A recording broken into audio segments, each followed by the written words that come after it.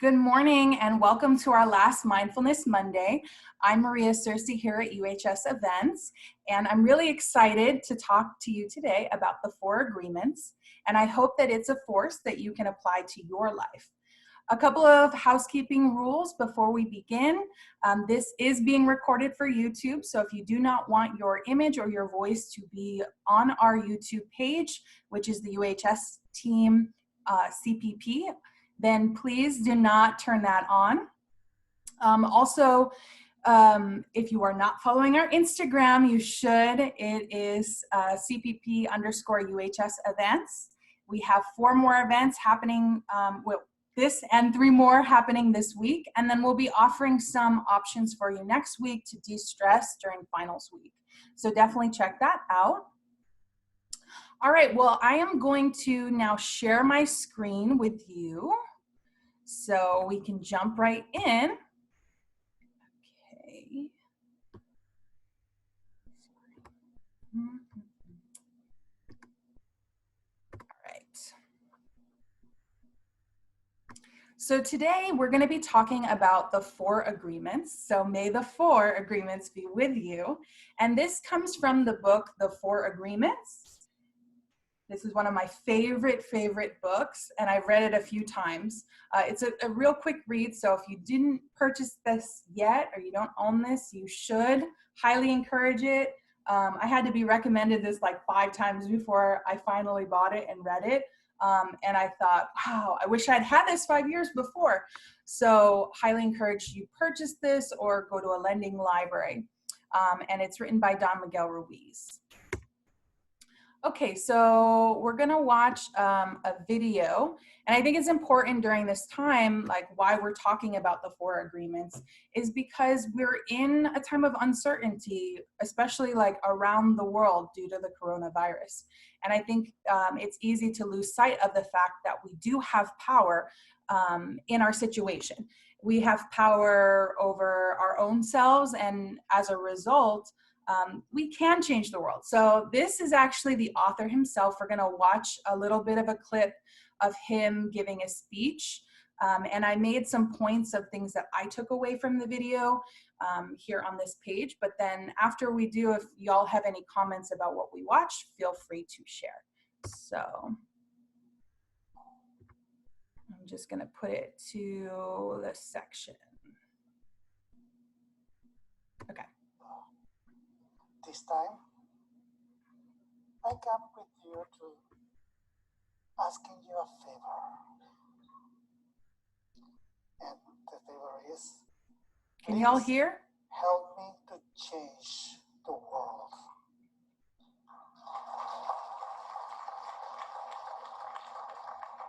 And I don't refer to the world of humanity.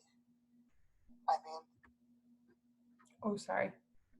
The world that you create, your own creation, your world, that is only true for you, but for nobody else.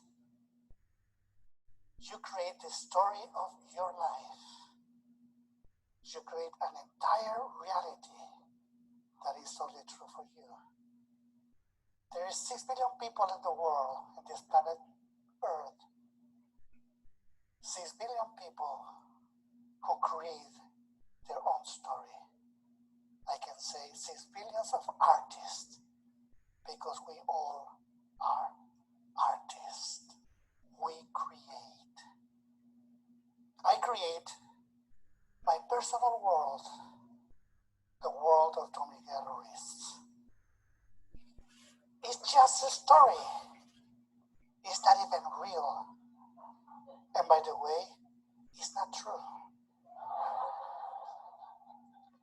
Like your story is not true either. But you believe it's true. You create your own story. And we live in that story. It's so perfect that we don't notice that we live in the story that we create. In that story, we create multiple secondary characters. Every person that you know and many others that you don't know, but you know about them. All of them are part of the world, in your world. But the most important part in your creation is a main character. And that main character is you. You create the main character of your story, and the whole story is about you. In my story, the main character is Miguel Ruiz. But it's just a character. It's not even real. It's not true. But my whole story is about Miguel Ruiz. It's how Miguel Ruiz perceives everything. It's about how Miguel Ruiz believes about everything he believes. But it's just his point of view. And that point of view is changing all the time. Just like in your own story. Your point of view is changing all the time. I can see that my world when I was 9 years old, it was completely different than when I was 13 or 17, or when I had my first child, or when I was a surgeon, or when I was a shaman. It keeps changing all the time. Every day, every moment, I change my perception of the world, of my own world. Change is constant, it's always changing. Just like you, just like everybody else. I live in a story as you live in a story also. The story that you create, your own story. Sometimes people ask me, Miguel, what are you? And yes, I can justify my existence with all the excuses that I know. I can say, well, I'm a male, a human male, or I'm a surgeon, I'm an author. I can describe everything that I believe about the main character of that story, which is Miguel. But what is the truth? The truth is that I have no idea what I am. I don't know. Yes, Miguel is my identity. My parents call me Miguel Ruiz. Well, I agree with them, and this is how I identify myself wherever I go. But is that really what I am? No, I am not. But I am. I'm here, and I am alive. All right. So it's a longer clip, but I wanted to talk about those 5 minutes of time. Does anyone have any thoughts about some of what he shared? Feel free to chime in now. Hello? Hi. So for me, when I hear him sharing or kind of explaining that, what's interesting is like, as he's talking about all the different ways he's this, he's that, I am, I'm like, oh wow, there's so many things we can be. I'm not just limited to even the things that I think I am. If it's a character that we're developing, we can be anything we want to be. So I know for me, like, I'm in the world of athletics, so, and like the health industry, health and fitness, but just hearing that, it's like, oh, I can be an author, or I can be this, I can step out of what I think I am, because I am not just that. You know what I mean? Like when he said, it's not the truth, it's what is your truth. So I got really present to like being limitless, like I can do anything. Yeah. So what I loved about like just that short brief clip is him talking about our power to create, how we create our story, which he also calls like our movie. And this isn't actually real or true, but because we believe in it, it becomes real and true for us. So when we can recognize that we are just the main character in this movie, and there's a bunch of descriptions to this character, but are we really that character?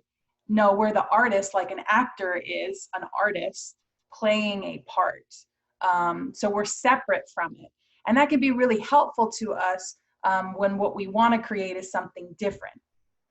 So I think like it's a beautiful way to think of us all as creators, as artists of our own story. Like we get to decide what's a part of our story, what's not a part of our story.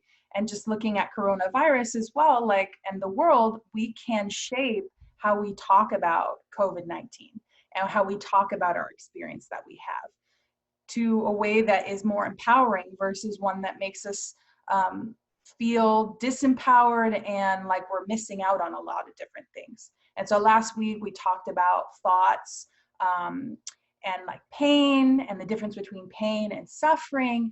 And I think this kind of ties into that as well, because you know, you can sort of choose what you're going to create for yourself. You can create what kind of movie it is. So we're going to go into more detail through talking about his book. Just like Oops. All right. So I think it's important to talk about some contextual information about the author and the frame of reference in which we're talking about this book. So he talks about the Toltec. He is part of the Toltec. So what is a Toltec? They're known in Mexico as men and women of knowledge.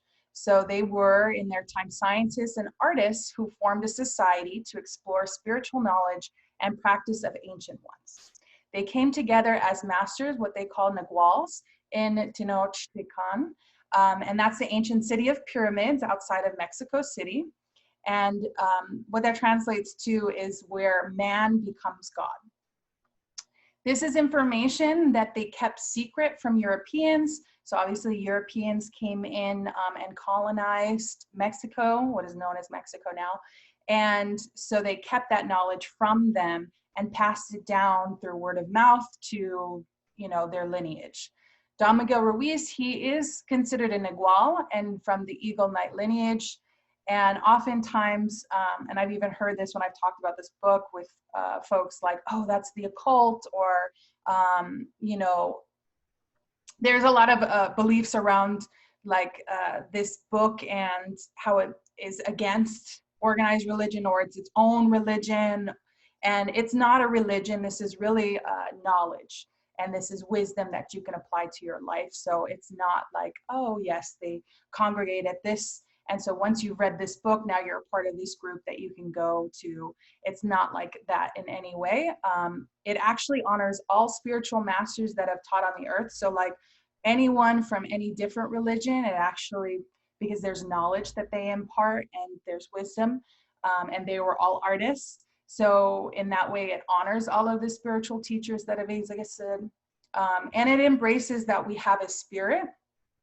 But the best way to kind of conceptualize what the Toltec is a way of life. So it's the way of life to be ready and accessible, happiness and love. So you want your life to be one of happiness and love. So by living your life in this way, it's easily accessible to you. All right. So I'm pulling directly from the book throughout our time together. And so the origin story from the Toltec is what is called the smoky mirror. So it was a man 3,000 years ago. He came outside of a cave at night and was marveling at the stars, and he had an epiphany. So he realized that everything that exists is one living being, and that light is the messenger of life. So pretty big revelation for this individual to recognize that we are all one entity, which is life, and life exists in light. So what the origin story says, he came to the realization everything in existence is a manifestation of one living being, and you can call that one living being God. Human perception then is light perceiving light, because if everything is one being, everything is God, and therefore As humans, we're just perceiving ourselves. We are light perceiving light. Matter then, like the physical universe, the physical world, is the mirror that reflects the light of existence, of life, and then creates images of that light. So it isn't light necessarily itself, it's this own creation or an image reflection of the light itself. So as a result of that, the world is an illusion. It is what is described as a dream. And there is smoke which doesn't allow us to see what we really are. Because if we're living in a world of illusion and we're looking at reflections and thinking that they exist, we're not looking at what truly is. So this origin story of this man, he was able to see himself in everything. He looked around the universe, around himself, at the flowers, the trees, the sun, every human, and he was able to see himself. And I think for me personally, I love in yoga when they use the word namaste, because what that translates to is the spirit in me is the spirit in you. And so it's that oneness that's reflected in being able to recognize that one being. And it's really powerful when you can do that, because, you know, do unto others as you would want done unto you. And when you recognize that, like, that informs how you behave too in a positive way. So another way of looking at this is that each of us humans, like all the animals, the plants, they are billions of manifestation of life, because all of life is light. And so in this specific story, this man, he was actually, when he went back to his village with all of this wisdom and knowledge and seeing the world as it is, he was perceived as a god. And he tried to communicate his knowledge to others that everybody is God, everybody is life, that they are all the same. It was difficult to do that. And so, and that's because of the illusion and the mirror. So one of the quotes from the book is what the man said, "I'm made of light." This was the epiphany. I am made of stars, which great to be talking about May the 4th and the whole Star Wars theme. I couldn't have picked it better myself, but it's just like perfect to be talking about this today. Any questions about this origin story? I know it's kind of deep and just a brief reflection of it. No? Okay, we're gonna move on. So some key ideas behind the 4 agreements, and again, this is just laying the foundation before we talk about what these agreements are and why they matter, is going back to this origin story, like everything in this physical world, all matter is a reflection of what truly is. So what does that mean? It means that right now, even as I'm on this Zoom call with you, I am dreaming, and so are you. So there's a belief that you're dreaming right now, despite the fact that your brain is awake. So even though what we perceive ourselves to be awake, you know, I've had my coffee, I'm here today, you're not actually awake, because all of this is just a reflection. All of this is illusion, and it's not real. And what we actually conceptualize as dreaming is when we go to sleep at night. And so like, you know, whatever our mind is processing, we have a lot of ways of looking at dreaming. But dreaming is the main function of our mind.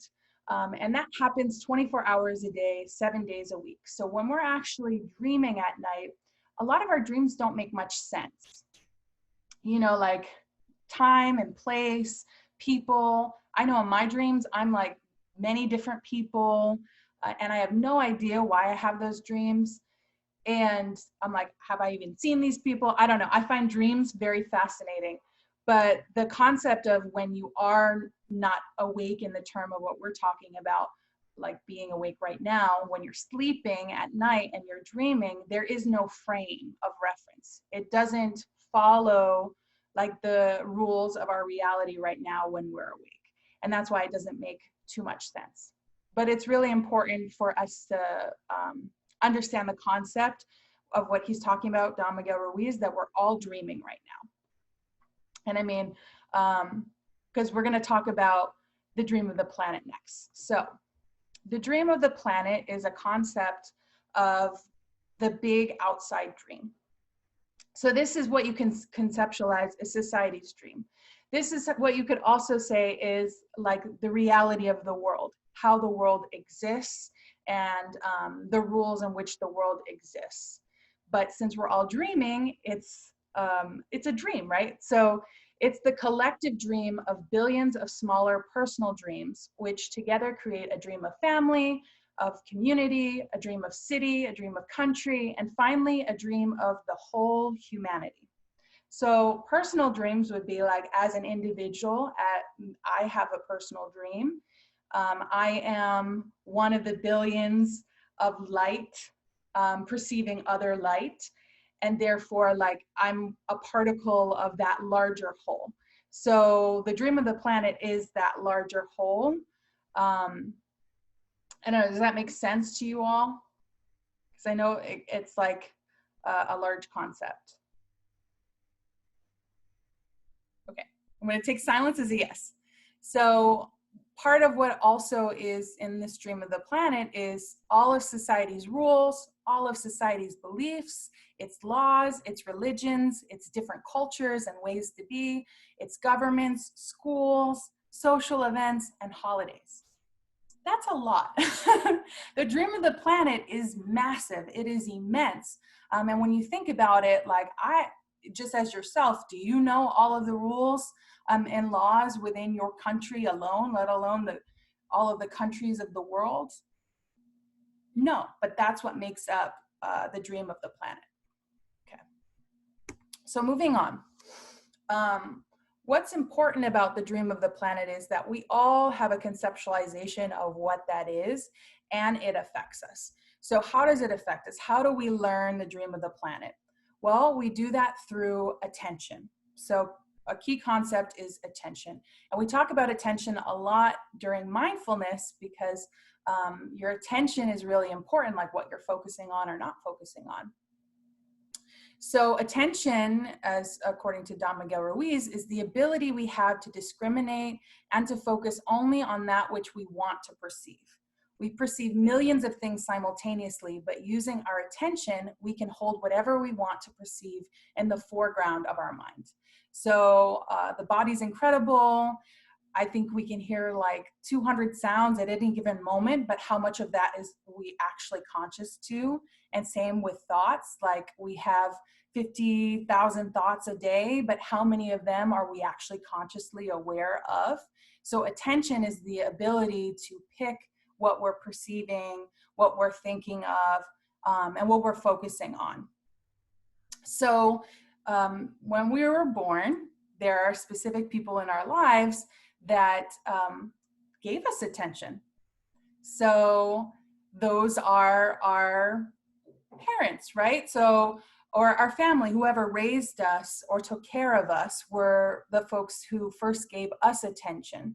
And they got to decide, because as a baby, we're helpless, we can't really take care of ourselves. So we're dependent upon these others for our survival, right? So they got to choose what our attention was on. So adults hooked our attention and put information into our minds, often through repetition.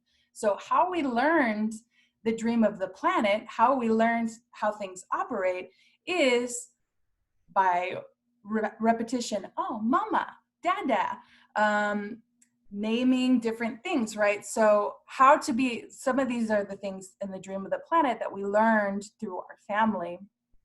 And those we interacted with when we were young is how to behave in society, what to believe and not to believe, what is acceptable and not acceptable, what is good and bad, beautiful and not beautiful, what's right, what's wrong, all the knowledge, rules, and concepts. That is a lot. That is a lot. How do you think, in what way do you think our attention was hooked? So like, how did we figure out the dream of the planet? How does the dream of the planet hook our attention? And I kind of led on a little bit earlier what the answer is. What's something that parents may have repeated? I've seen lots of videos of this, especially now online. Is it just like good job or acknowledgement? And how do you acknowledge someone? What is the vehicle you use to acknowledge someone? What am I doing right now and using? Oh, language. Language, thank you. Yes. So language is what has been used to hook our attention. And when you think about it, did we choose our language? No, we inherited that from our parents or whoever, taught us about the dream of the planet, taught us how to navigate this. Now, did it come from bad intention? Certainly not. It came from, I want you to survive in this reality in which we're in. So, but when you think about it, you didn't choose the language that you speak today. That was, your attention was hooked from whoever took care of you, your caregivers, and that's what you learned. Similar, your religion or your beliefs or your moral values. So, that's not something when you're young, you don't know about the world. You're very curious. You want to figure that out. And then, the folks that you care about sort of are directing you in one way or another based off their own beliefs. So as children, we didn't have the opportunity to choose our beliefs, but we agreed with the information that was passed to us from the dream of the planet via other humans. The only way to store information is by agreement. The outside dream may hook our attention, but if we don't agree, we don't store that information. As soon as we agree, we believe it. And this is called faith. To have faith is to believe unconditionally. Okay, so it's one thing to have a belief. Many people have beliefs, they share those beliefs, but ultimately, if you choose not to agree with that, then that belief is not going to impact your life because you don't believe, so you just drop it. And often when we have thoughts, we have 50,000 thoughts a day, you don't put too much attention in it, it goes away. You lose that thought. So similarly, as kids, at some point we agreed with the information that was given because we love our parents, we trust our parents and our caregivers. And so we believe that. So what happens is what Don Miguel Ruiz calls the domestication of humans. We train our children whom we love so much the same way that we train any domesticated animal, with a system of punishment and reward. So I do have a dog at home. Any of you that do have pets, this might really click for you. But when you think about it, it's like, if you're going along with the rules, like what we think is appropriate behavior, we say, good girl or good boy. So like when my dog does something that I approve of, I say, good. I did before I read this, right? I used to say, good boy, you're awesome. But when he doesn't do what I want, it's bad boy and putting his nose in whatever spot, that occurred in the household. Because obviously I want to keep my place looking nice and clean. So what ends up happening is that we become afraid of being punished, and also we become afraid of not receiving the award. It feels good when we've done something to earn the attention and affection of those that we care about, right? So, it's almost like we're seeking out that validation often. So even if there isn't necessarily punishment, there's also not really reward at times when we go against the rules. So yeah, the award then becomes the attention of those that we care about. And sort of the impact is that from all of this is that we start pretending and acting, and then we become the copy of our parents, societies, religions, beliefs, because we're afraid of being rejected, of not being good enough. So again, through language, we've learned this world in which we have to navigate, and this is the world. This is the way it is. This is what we believe it to be, and so it has to be this way. We're good if we eat all our Brussels sprouts, or we finish all the food on our plate, and then, oh wow, we've got a good appetite, and our parents are really happy because, they're being validated, their food's good. But if you don't eat your food, you're not good, there's something wrong with you, and you're being rejected in some way. Nobody wants to feel that way, obviously. So it makes sense that the impact is that you start to do these things for a reason. Now, over time, you forget that you've actually done that. And you forget that it's impacting your life, your own personal dream. Okay, so to further explicate on this, the key concept is the book of law. So I've been talking a lot about these rules. The rules are what make up the book of law. So it is a belief system that has been given to us. So what our caretakers, they hooked our attention and they taught us, and the things that we learned through the process of being rewarded for aligning with it and then being punished when we didn't align with it. And this book of law rules our mind. So we don't question it because, again, the folks that we loved, we cared about, and had a lot of credibility in our lives told us, this is the way the world is. I care about you. I want you to succeed in life. You are my child. This is the truth. This is how it is.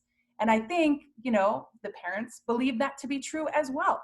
So they take it as truth. And when it's truth, you don't question it. All of our judgments that we ever make is based off the book of law. And so it's really easy to tell someone, don't judge. But when all you know about the dream of the planet, all you know about reality and the way life is judgment. That becomes very difficult to do. And oftentimes we then judge ourselves for being judgmental because we're not supposed to be judgmental, but that's how this operates. So we become programmed. So after all of this, we've got the book of law to the point where we're not even conscious of it. We just take it as it is. We don't question it. It's the truth. We're programmed. And with that program, we don't need our parents there to tell us, hey, make the bed. Or, you know, we don't need somebody there to punish us if we don't follow the rules, because we start to punish ourselves according to that belief. And I'll use the example of making the bed because, yeah, that was something that my mom and my Nana would tell me to make sure I make the bed, and I never wanted to do that. And I'll tell you what, I don't make the bed in my own home, but I do have a conscious thought of, man, I'm messy because I didn't make the bed, you know, and I have a judgment of myself because I'm not doing it. Doesn't necessarily mean that I'm going to do it, but there's an impact on me because I'm going against the book of law by not making my bed. So, you know, like I'm punishing myself through that judgment by not making the bed. And honestly, when I do make the bed, I'm like, good job, girl, you're adulting today. So I'm rewarding myself if I do that. So, and like, that's a good example that we're domesticating ourselves, even when that belief is against what we believe. So I believe I need more time in the morning, and making the bed is time not well spent. It goes against my belief to make that bed, but regardless, it's still having an impact. So, like what it means is that we are judging everything, everyone, every thought, every feeling based on the book of law. And this is why mindfulness is so important, because one of the first principles we talked about in mindfulness is that you can have a thought, you are not that thought. You can accept that you've had that thought, and just don't judge that thought as either good or bad. Put no category on that thought. Just let it occur. And that's practicing being mindful of some of the messages that are going through. And that's a good starting point of figuring out what are some of these laws, some of these beliefs that have been given to us that we're not even consciously aware of are affecting us. Okay. So as a result of this book of law, there are two different characters that come out to play because we have this belief system. So one of them is the judge and one of them is the victim. So the judge is like everything that happens in this reality to us, because we believe that we're not aware that we're dreaming, right? So everything is scrutinized by the judge. So every time we do something that goes against the book of law, the judge says we are guilty, we need to be punished, and we should be ashamed. So anything. And then the judge will affirm, okay, so basically the impact of feeling guilty, punished, and ashamed, somebody experiences that. And the somebody that experiences that is the victim. So that's the part of us that receives the judge's judgments. So, sometimes I was just throwing all my stuff out here, but some mornings I'm like, okay, I'm going to eat that cookie from Center Point for breakfast. Now, is that the healthiest thing to have for breakfast? Definitely not. But that's something that the judge would be like, you're not supposed to have a cookie for breakfast. You know that a heart healthy breakfast starts with, what my family cooked me, eggs. So having eggs in the morning is going to help your mind, etc. So when I go for that cookie, I'm judging myself for having that cookie. And then I feel ashamed that I had a cookie because I'm not being healthy, and it's important to be healthy. So I'm not doing the right thing by eating that cookie. So you can apply that to so many different aspects of your life on a day-to-day, of like what you're judging yourself. And that's a conscious thought. And then also a feeling that comes with that. So the victim carries the blame, shame, and guilt. And often that victim would say, poor me, I'm not good enough. I'm not intelligent enough. I'm not attractive enough. I'm not worthy enough. I don't have enough willpower not to eat the cookie. It's because something is wrong with me. It's because I am this, that, and the other thing. All things that are very disempowering. But when you realize where it's coming from, that it isn't actually you, it's the programming, it's the book of law, it's the judge that is meting out this justice based off of it, then maybe you can recognize it for what it is and not have that negative impact of feeling guilty, which is not a positive way to feel. Feeling ashamed, not a positive way to feel. Also feeling like the world is out to get you or you can't win, not a positive space from which to create. Any questions about the judge and the victim? Because they go hand in hand. You can't have one without the other. So just a quick question, like when you share about the judge and the victim, I'm like taking notes and stuff. I guess the only way we can, it's almost like a trap, right? So like the cookie example, it's like instantaneous. It's like 1 then 2 or A then B. So is it to break that cycle? Because it's obviously the book of law is like kind of like we just get trapped in these rules, and we're doing them so much that they just start automatically happening, right? Like I didn't make my bed up today either. And like I grew up in a household where like if you don't make your bed up, like you're not going to be as productive. I've seen videos on that saying like Marines make up their beds every day and it helps you do this. So yeah, there's an immediate like guilt, like yes, that's coming in. And so my question is like, is us breaking free of the judge and the victim just recognizing that we're in those laws and then choosing, do I even want to make up my bed? Like maybe I'm going to take a nap in 2 hours. Like it's kind of pointless, right? Yeah. Like how do we break the cycle? So great question. Because right now laying the foundation of like how things currently exist, this is where the 4 agreements are going to come into play. So I think it's important like to talk about these conceptualizations behind like how we currently operate so that I don't want that. I want something different. So we're going to talk about that in a few more slides. So great question. Okay, so breaking the rules. So obviously the book of law doesn't seem to empower us. It doesn't feel good to live out this book of law. So when you break the rules, when you go against the book of law, it's going to create a reaction within you. And this you can feel in your solar plexus. So often, when you feel that fight or flight response, that's where that solar plexus is in your gut. And it's known as fear. So when you break the rules, what happens is you open up emotional wounds. So it gets reactivated. Any of those bad feelings or experiences in your life where you felt afraid, you felt uncomfortable. And then when you react to that, like that feeling, you end up creating what's called emotional poison. So poison, not good for you, right? But this isn't the literal poison. This is emotional poisoning. So emotions can poison you as well. So since the book of law has to be true, as we were talking about, like it's seen as truth, anything that challenges what you believe is going to make you feel unsafe. And I think this is really important, especially in higher education and having dialogue and conversations, is we have to get to a place where being uncomfortable is okay. Being uncomfortable is not actually being unsafe.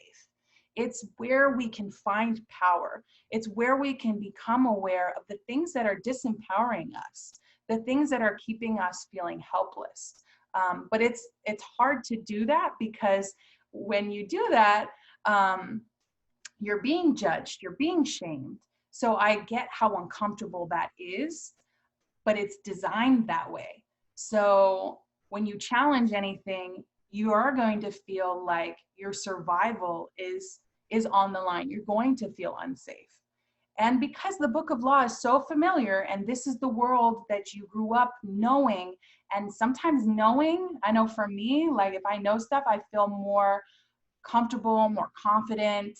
I feel safe, right? So we know the book of law. Maybe we don't consciously know all of our beliefs, but we feel like we know ourselves and we know the world and we know how it operates. And that helps us feel safe. So what we need is the courage to challenge these rules. Because even though we didn't choose them, it was given to us. We agreed at some level to them. We agreed because we wanted the reward and we didn't want the punishment.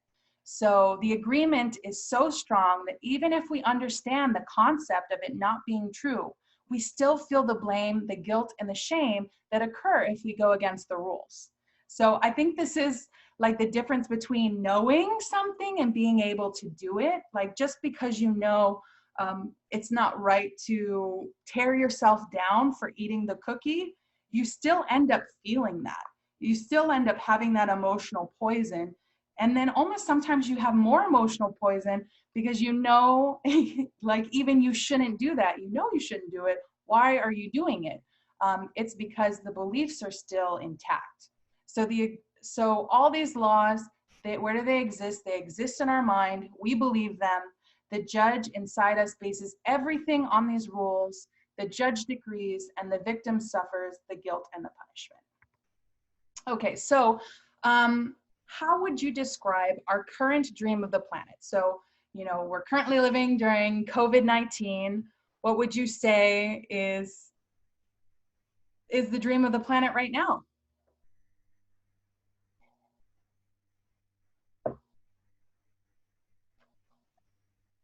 Sad, Scary. Uncertain. Definitely. Just think, yeah, it's obviously it's not positive, and I can hear myself as I say it. Like it's obviously very judgmental, and then I get to be a victim of what I just said. If it's scary, I'm not gonna want to go outside or see people, or maybe even interact with people like how we're doing right now on a Zoom call, like, you know, or looking for something that occurs safe or playing by the rules. Like I should be 6 feet away from someone at the grocery store. Oh my gosh, I got too close. Like, there's definitely been thoughts like that in my head. Like, I'm so close to that person, or I need to get away from that person. And I definitely feel the disconnect of like being with humanity. And I didn't know it until like hearing all this, like judge and victim. I can see it everywhere. It's funny too, because it's a perfect time and an example to talk about this like current dream of the planet. I mean, in general, the dream of the planet is it's violent, it's unsafe, you can't trust others, there's always that threat of war, other entities that can jeopardize what you have going, competition, lack. All of these concepts are not positive, are not empowering, are not recognizing the truth of that we are one living being, we are all light. Because like that's empowering to know, hey, you and I, we should both succeed because I want you to succeed because you're part of me and I'm part of you. So obviously let's help. We don't have to screw one another over. There isn't, I get this and you can't get this. Like, I have to have everything in order to be happy, and you can't have anything. And like, so yeah, like even in the current thing, it's like, wear a mask. Wearing a mask means that you care about other people and you want them to do well. So then when you see someone not wearing a mask, there's a judgment of, wow, you don't care about people. Why aren't you wearing this mask? And I think it creates greater disconnect from folks than realizing like we're all in it together. And there's a lot of people I've seen in the news that are protesting in other states violently with assault rifles to try and get things reopened, because their dream, the dream of the planet that they've been living in, has been so disrupted they can't manage that. They want that back because it feels unsafe for them. It feels uncomfortable for them to not have it the way that it was. So they're just trying to force that back and reinforce the book of law. And that's why I think it's so beautiful that we have these moments to be mindful, because there's such an opportunity for us to, break the rule book and to change the dream of the planet. And where is our power? We can do that starting with ourselves. So moving forward, what's really interesting is this concept in the book that Don Miguel Ruiz talks about as heaven and hell. And we often have learned through religion that they are in a certain space and time above or below, but he sees it as they are states of mind.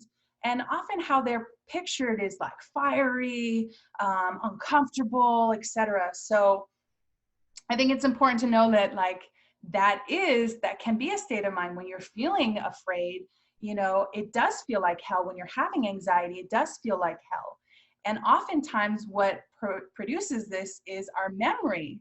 So it isn't just that we make these mistakes or we do things that are against the book of law, like eating the cookie, for instance. It's that I spend all day beating myself up over eating that one cookie. Now I'm going to have to go run extra miles, or I'm not going to be able to eat a nice healthy dinner because of that. Like, so I just think like he makes a really good point that we make a mistake, we judge ourselves, we find ourselves guilty, and we punish ourselves. And we think about like even the justice of the book of the law. If it exists, then okay, one moment we ate the cookie, okay, fine. That's enough.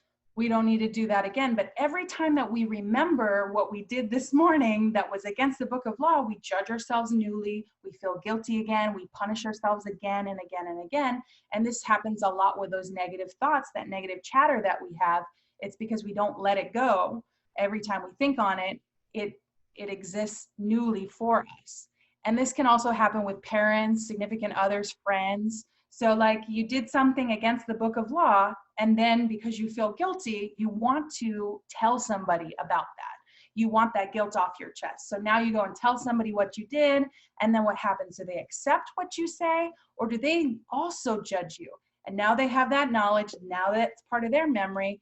And anytime that you go talk to them about something, oh wait, don't you remember that you did this before? And then you feel judged again by it. So again, that's not really justice, right? If you did something and, it hurt someone, let's say, like something that we could agree, like hurting someone is not positive because we're all this one being. So you should not hurt somebody else, but you do. You have a negative impact on somebody else. Well, you should remedy that negative impact and then move on. But often we keep that in our narrative, in our story. I'm this person that hurt someone. I'm not worthy of love. I'm not deserving of that because I hurt someone, instead of letting it go. If you remedy the impact and you've received that forgiveness, you should be able to move on from that. But instead, we're in our own personal hell, thinking on these things, judging ourselves, playing the victim to all of this. So each human has his or her own personal dreams, just like the dream of society, but it's often ruled by fear. So we've learned to dream hell in our own life, in our own personal dream. So we have a lot of things that we want to accomplish that are positive, that would be helpful, but we have all these beliefs holding us back. And we're the one now being the judge and the victim. We're the one domesticating ourselves based off these beliefs, often because we're not aware that they even exist and that we're doing it. So all of humanity is searching for truth, justice, and beauty. But wherever we turn our heads, all we see is not the truth, but with agreements and beliefs we have stored in our mind, we have no eyes for this truth. We don't see the truth because we're blind. And what blinds us all are those false beliefs we have in our mind. So the book of law is what blinds us to the truth of what really is, of who we really are. We're looking at the mirror and the images reflected from that smoky mirror. We're not seeing things as they are. When you can't see things as they are, how can you fix it and make it better? And I said, like, heaven is also a state of mind, because with these different agreements, you can create the state of mind of heaven for your own personal dream, for yourself. And that is infectious. That can impact others to also do that, which in turn can change the world. Okay, so a key concept of this is metote. It's a Toltec word meaning fog, so similar to that smoky mirror. Your mind is a dream where 1,000 people talk at the same time and nobody understands each other. This is the condition of the human mind, a big metote. And with that big metote, you cannot see what you really are. Everything you believe about yourself and the world, all the concepts and programming you have in your mind are all the metote. We cannot see who we truly are. We cannot see that we are not free. So, I mean, like, I always think if you aren't aware that there is a problem, you're not going to come up with a solution to that problem. So often our thing is like, we believe this is what is, this is what will always be. That's a very powerless thought. It means we can't change anything. We can't create anything newly. It is what it is. And when you accept that as truth, when you agree to that, you're not going to make change. You're not going to improve things because it can't be done. So when you recognize that that's not truly how the world is, that's not how you are, that you're actually an artist, you can create, like, and you realize that your creation is being tied to these things that you don't accept, that doesn't fulfill you, that leaves you in hell listening to all of this chatter that is keeping you down, then you don't want that, right? When you recognize that you're not free, like, freedom's important, then you want to seek out that freedom. And what I think is really interesting about this concept of metote is the impact that it has on us as humans. This is why humans resist life. To be alive is the biggest fear humans have, the risk to be alive and express what we really are. Just being ourselves is the biggest fear of humans. We've learned to live by other people's points of view because of fear of not being accepted and not being good enough for someone else. And I think this is a really great concept in this time. And I have been listening to Deepak Chopra every day. He's talking about the mystery of death, because folks are thinking on that with COVID-19 and, thinking how afraid I am to die. But often it's afraid to live. We're afraid oftentimes to go after our dreams and to be our authentic selves because we don't want to be rejected. We don't want to fail at that thing that we really love. So we accept what is, and we accept what others say of us and the crumbs of their attention. And, that's enough reward for us, even though we feel like we're in our own hell. And so, like, or we're constantly seeking advice from other people, even when we know, like, what's best for us. We're the expert in our own lives. So I think it's just kind of an interesting concept that he brings up. And one of the things that keeps us in this is our image of perfection. So when we're being domesticated, when we're learning the book of law, we actually form an image of what perfection is. So, one thing when I was a kid, perfection was being smart, was getting good grades. And so if I was going to get the love and attention of my family, I had to be the best student. And so that's what I like really bought into, and that's what I had to do. So if I got a bad grade, I felt terrible. I felt like I wasn't I'm smart. How did I get a bad grade? I must be terrible. And all that shame and guilt, I'm unlovable. and I'm not going to get that attention from my parents. They're not going to love me if I don't get that good grade. And the reality is the image is not real. It's also not attainable. So even before the parents get the report card with the bad grade, I'm beating myself up. I'm not loving myself. I'm rejecting myself. Now, if you can't even love yourself, you're rejecting yourself, who else is going to be able to love you as well? They're going to pick up on that. And it's really important that you love yourself, right? So the thing is, we can't actually forgive ourselves for not being perfect. We don't have self-forgiveness. That's why it's so hard to forgive others too. We try to hide ourselves and we pretend to be what we're not. The result is that we feel inauthentic and we wear social masks to keep others from noticing this. So I wear the mask of I am smart, I am a good student, because I don't want others to know that I feel stupid, I feel inadequate, I feel like no one would care if they saw the real me. So I think it's important to know, like, what is your image of perfection that you're holding yourself to, because that's one of the things that you're going to highly judge yourself on continuously and then be the victim to that. And it's you creating that. So our image of perfection is the reason we reject ourselves. It is why we don't accept ourselves the way we are and why we don't accept others the way they are. And so I think it's always important to even think on how you talk about others, how you view other people, because often it's a reflection of how you view yourself. The things that you can't accept in them are the things you can't accept in yourself.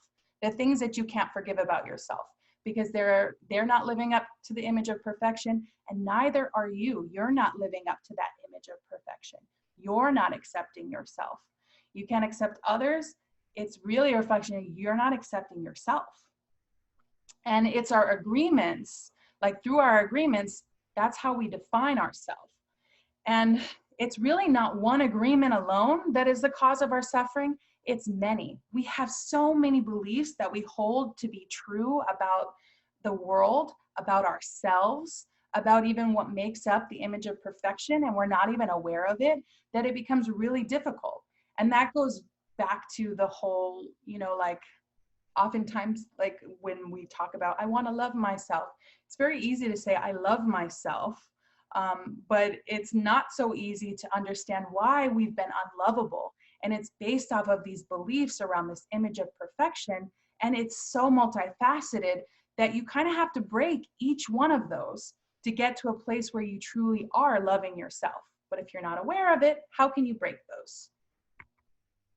But we do have personal power. So I know a lot of this is like, oh my gosh, but I want you all to feel empowered in knowing that you're not free. You now have that power to become free, to break this book of law. And you can go one by one. If you want to live a life of joy and fulfillment, you have to find the courage to break those agreements that are fear-based and claim your personal power. So there are agreements that are fear-based. They take a lot of your energy. And then there are love-based agreements that conserve energy or give us energy.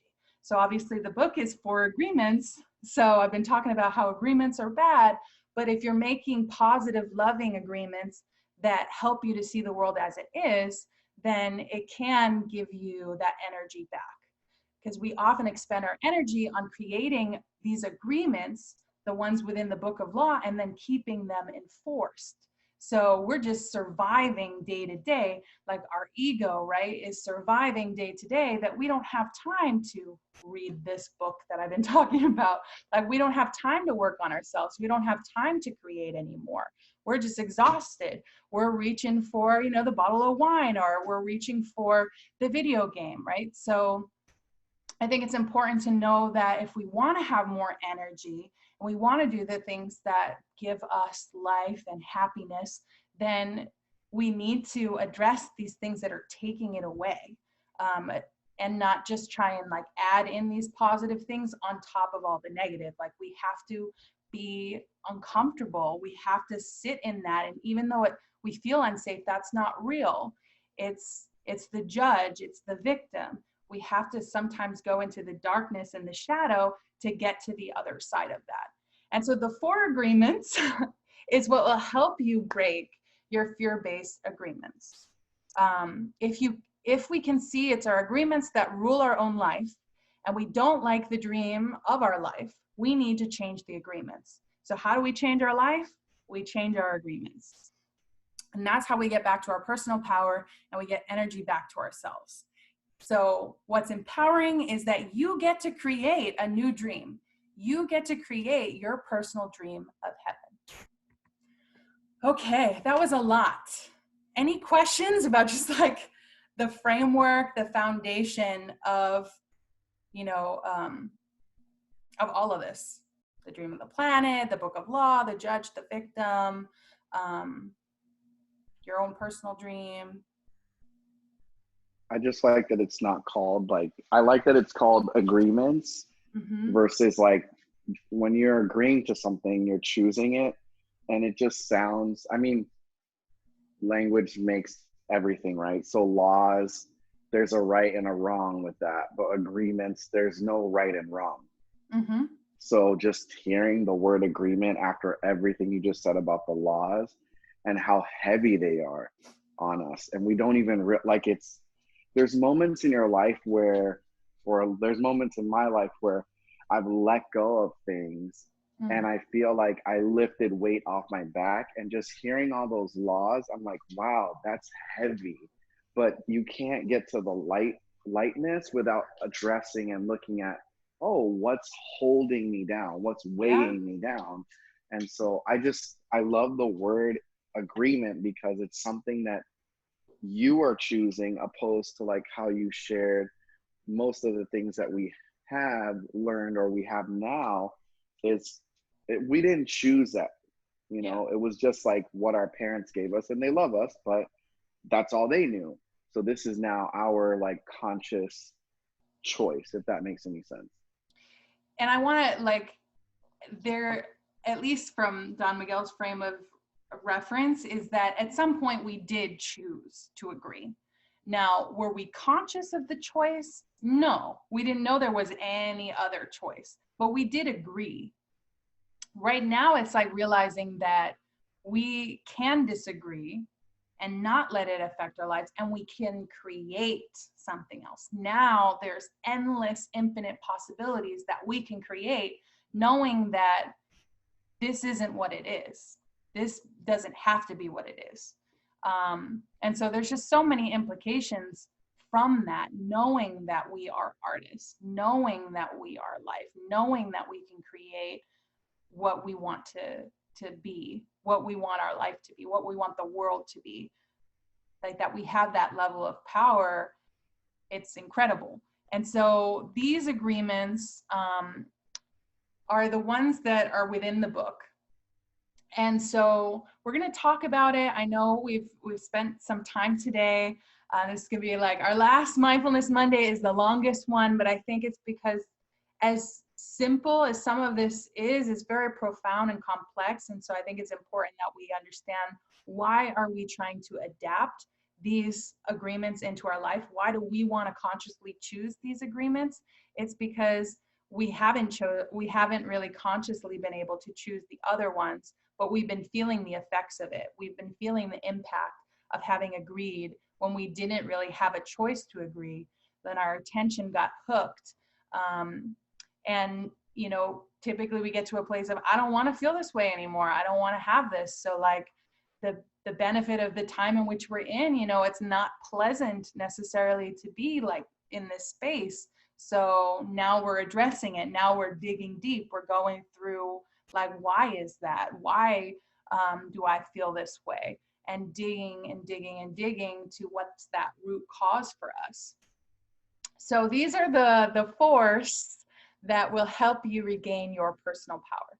So the first one is the most important agreement that exists out of all four of them. And so it's going to be one of the hardest things to master. And that's because of the fact that we haven't really been authentic. We have been playing a part. We are a character in a movie. There's a larger movie at play, and we haven't recognized that we are this character. So the first one is to be impeccable with your word. And what that requires is to have integrity and to speak with integrity. So our words are very powerful in creating. right? Language was how our attention was hooked and how we learned this belief system, this book of law. So language is powerful. We can use language to empower ourselves. So I think that's really important. We talk in other ways about effective affirmations, and why affirmations are very helpful is because it's that positivity. It's speaking that into existence. It's creating that for ourselves. When we are expressing our gratitude for things, we're feeling happy. We're looking at the positive side of things. We're not judging ourselves. We're not looking for lack. So being impeccable with our word is speaking with integrity. So saying things that are self-honoring, saying things that are true. The book of law isn't true. We are not unworthy. We are not unlovable. We are not powerless. We are not victims. We are not judges. We are artists. We are creators. So when you speak with integrity, you're recognizing your truth, what you truly are, not the role you're playing, not the mask you're wearing, not the character, but you, the I am. And what I thought was beautiful about Don Miguel Ruiz speaking is that he said, I don't know what I am. I know what I am not. I know the descriptors of my character, but I don't know what I am. And that's almost really powerful to be able to explore what that is. So part of being impeccable with your word is saying only what you mean. Now, I know this is really hard because there are situations in which you want to be nice, and being nice is a role that you can play. And when your friends ask you, hey, do you like this outfit? Or do you like my significant other? You often don't want to say something that could be hurtful to them about what you truly think and feel. But it's important that you do say what you mean, because there's power behind that. You don't want to push emotional poison around. Like Dr. Alex said in the last session, like if you're noticing something like that, what did you observe? Without judgment on it, without punishing that person, without reminding them, well, I told you so. I told you that person wasn't good for you. I told you that wasn't going to work out. That's not helpful. That's pushing emotional poison. That's judging others. That's bringing to the memory the injustice of them having to suffer again for that. So saying only what you mean. So in those times, it's like, if you don't want to, sometimes giving it an opinion, right? Like that could be really negative. And should you say it? You shouldn't say it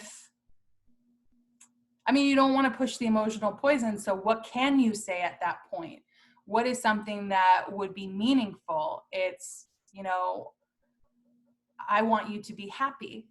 I want you to feel comfortable in what you wear, and I want you to rock that.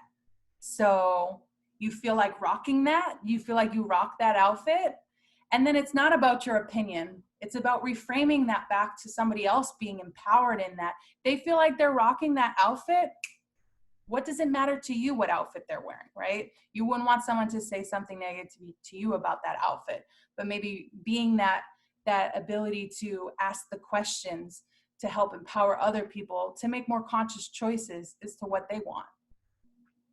So also, it's like we use language, our judge and our victim uses language against us, like saying those, I am unworthy, I'm stupid, I'm not smart enough, no one cares about me. We want to avoid using the word against ourselves, right? So we don't want to speak ill of ourselves, of like, oh, I look like shit today, right? There's no place for saying that. Do we actually look like that? So being impeccable with our word is important to know that language has lots of different connotations to it, right? We want to make sure, like, I'm always looking stuff up in the dictionary because I think it's important for me to say what it is that I'm trying to say, and not extra, like not spreading emotional poison, whether intentionally or not. I care about the impact. So like I'm often looking at, oh, is that what I meant? And I do use Scrabble Go a lot too, but that also kind of helps me in figuring out words to find the most appropriate word when I'm saying something. Because, it's not empowering to say, yeah, you look terrible today. you know, putting somebody in that kind of box of something, and it doesn't feel good, like a place for someone to then take that and feel shame and not accepted, right? So part of that too is you're not going to speak ill of yourself, but you're also not going to gossip about other people. So we're all this one being, so you're gossiping about others. It's really a reflection of a lack of acceptance of yourself, a lack of self-love for yourself. Because if you have that, you're not going to be talking about other people. You're going to be talking about the things that you're creating and bring you happiness and joy. So really being impeccable with your word is recognizing the power of your word and using that positively, using the word in the direction of truth and love. Okay? Any questions about that? Like, this is something that you have to consciously be aware of, like moment to moment. The more you practice mindfulness, the more your ability to agree with this and to implement it. Any questions? No? Okay. So all the other agreements, like, they build off of the first one. So very important, like all of them can exist, but if you want to put your effort into something, like, because language is how our attention's been hooked, using language positively for creation is going to be the most empowering. The second is don't take anything personal. So nothing that you're doing, nothing others do or say about you is actually you or because of you. So what others say and do is a projection of their own reality. Just as when you're gossiping about somebody else, what you're really is not accepting yourself. You're rejecting yourself. You're putting yourself down because you're not living up to that image of perfection. Similarly, when others are saying things about you, they're actually projecting what they feel about themselves, how they're not living up to their own image of perfection. So it's really important to become immune to the opinions and actions of others, because then you won't be a victim to anything they say or do. Then that fear of rejection isn't there, because what matters? Your self-love, your self-acceptance. And when you don't have that fear, you can show up authentically. You can be who you are and find out what I am. So this is one I'll be honest, I struggle a lot with, because I love people. I consider myself like a people pleaser. I care what people think. And so it's one thing that I consciously have to be aware of, that I don't need that. I don't need that approval from others. I decide who I am. And, sometimes I succeed at it and sometimes I don't, depending on certain areas. And I think it kind of goes with what is my image of perfection. There are certain areas I didn't have that part of that be an image of perfection, and that's based off of my book of law. Growing up, my dad was not for makeup. Like, he's like, you don't need makeup. And so I'm not one of those people that gets very critical around makeup, because I never had that belief that it was necessary. It wasn't a part of the image of perfection, but intelligence was. So, I consciously want people to think that I'm intelligent and competent. And when people question that, I take that personal, right? Because that affects that image of perfection and it really tears me up. So I think knowing what your image of perfection will help you too in like the areas that you don't take personal. So if someone doesn't like my makeup, I'm like, whatever, because that's not something that is vital to me. So then the next of the 4 agreements is don't make assumptions. So I'm sorry, I'm seeing something in the chat. Okay, perfect. Thanks for joining us, Katie. I know, long session today. All right, so the third is don't make assumptions. And so I think this is really important, because we are creators. We do often create thoughts, feelings, and narratives for other people, but we don't know them. We don't know what they're going through and what they're experiencing. So oftentimes we're taking things personal, and then the next step is to create this narrative of why somebody said or did something to you that has nothing to do with you, right? So what it says here is find the courage to ask questions and to express what you really want.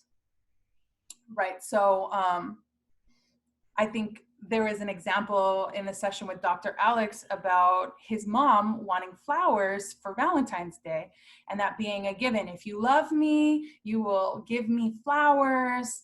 And she didn't get flowers. So what assumption did she make? She made the assumption that her partner, her husband, did not love her. Now, is that true? Certainly not, because there wasn't communication around that belief, that desire, that need, that want. So he didn't do it, but it wasn't purposeful. It wasn't to say, I don't care about you, I don't love you. And we're going to talk about the 5 different love languages on Thursday, so don't miss out on that. But yeah, it's, if you don't ask the question, you don't get to the truth. If you're too afraid of the answer, you won't ask the question. And oftentimes we're afraid to ask the question or to be vulnerable and admit our feelings because we feel like we're going to be rejected. So it's easier for us to just be like, this is what it is, and then operate off of false information that's been created in here than to ask the question of somebody else. And so this is why communication is so important. You have to be able to communicate with others as clearly, like impeccably with your word, so you avoid misunderstandings, so you avoid sadness and drama. And so this agreement is like recognizing, okay, am I making an assumption based off things? Have I actually done the work to figure out what's really going on? And oftentimes we make these assumptions to blame other people, which in turn is blaming ourselves, right? So I think it kind of all goes down to what kind of state of mind you want to be in, what kind of state of existence. Do you want to be in hell thinking nobody likes you, your partner doesn't love you? Like that doesn't seem very nice, and that seems like something that would create suffering. So why would you want to make that kind of assumption? Wouldn't you want to know the truth? Well, the truth requires communication, and being impeccable with your word is using it in the direction of truth and love. So if you're afraid of communicating, then you're afraid of love. You're afraid of truth. And why? It's because you've agreed to the book of law, and the book of law is not true. It's not based off of love. It's based off of fear and judgment and pain and suffering. So I think it's helpful as a reminder to communicate, to not make those assumptions. And anytime that you are, to check yourself, do I really know this? How do I know this? Did I actually just observe something?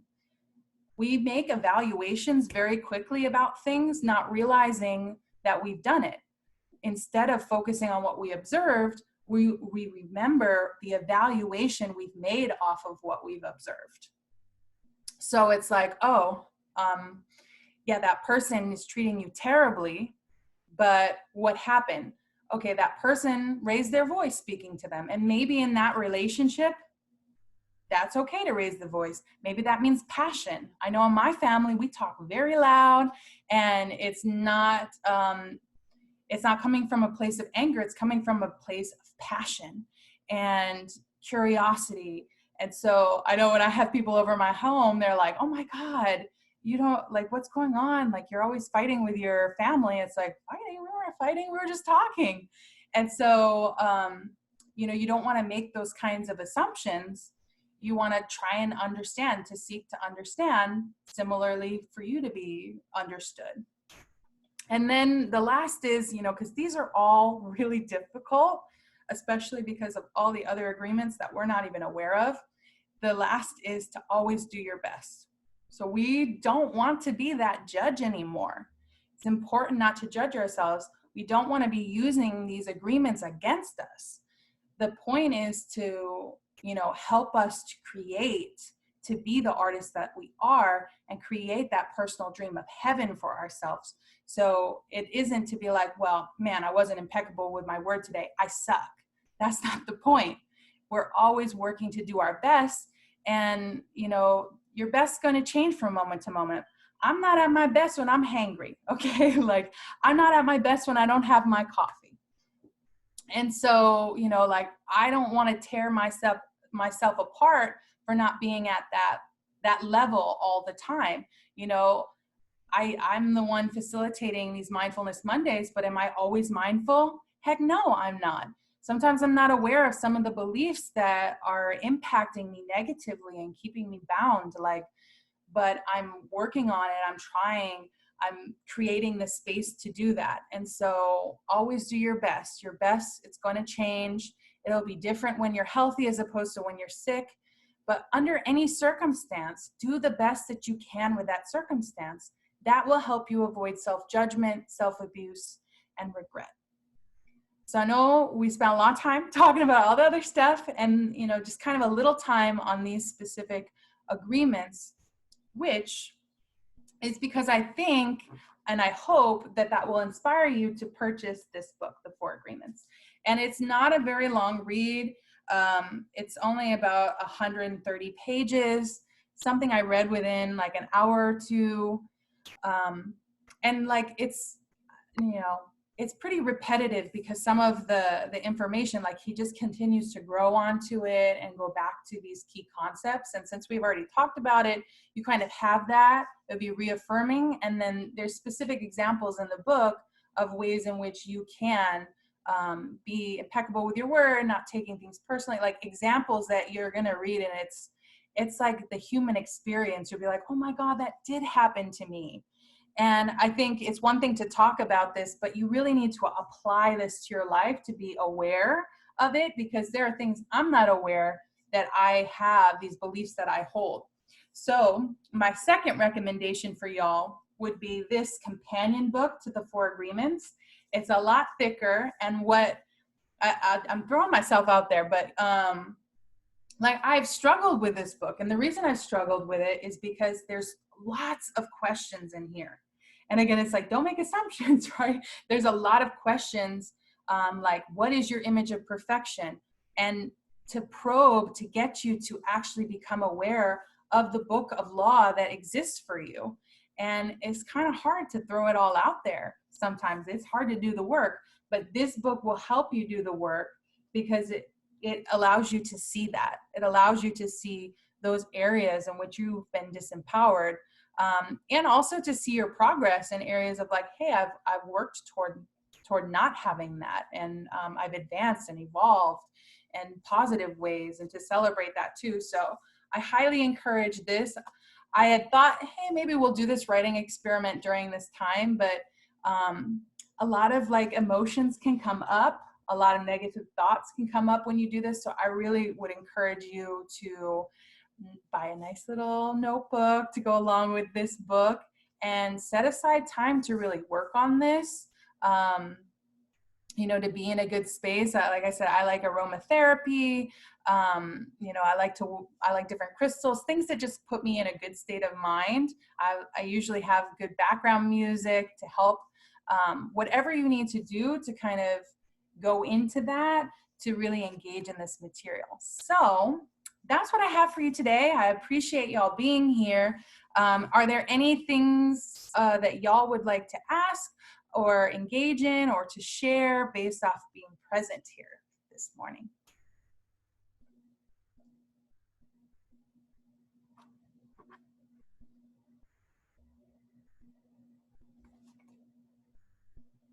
I just want to say thank you for like sharing everything you did and the way that you broke it down, because if you would have just shared the Four Agreements earlier on, I don't think it would have resonated for me as much, just because I needed to understand like, oh wow, I didn't even realize the judge and the victim exist, and like what it's doing to my life. And like the access to freedom is understanding like how much we're imprisoned, right? So I just thank you for setting it up powerfully in a way that, you know, we can see, you know, one way of being that we're being, and then like, oh, there's this other option, and I'll probably listen to this on YouTube like once a week or once every 2 weeks, just to like, because we forget about our laws, right? And at least it can, if I'm looking at it like once a week or once every 2 weeks, I can kind of assess like,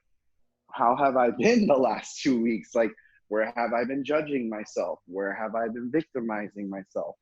And then hopefully, you know, as I practice it, I can be more aware and kind of like live by the agreements, the 4 agreements, opposed to the book of laws, right? That's just suffering, and have like you said, a heavenly life opposed to just a life that's filled with drama and like stress and fear and all that stuff. So again, like, thank you for how you set it up. It's really powerful.